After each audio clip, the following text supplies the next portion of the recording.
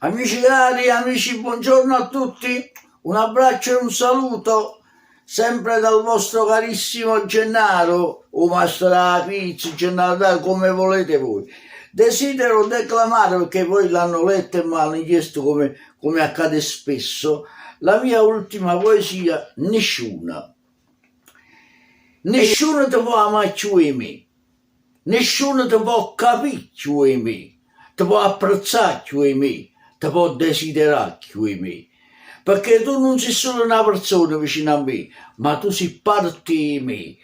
Tu sei trasuto dentro i pensieri, dentro le parole rosse quando parli di te. Stai in tuo cuore mio, sei là, tu respira, la vita, o sangue che mi scorre dentro le vene, sei tutte cose, a rinde attorno a me.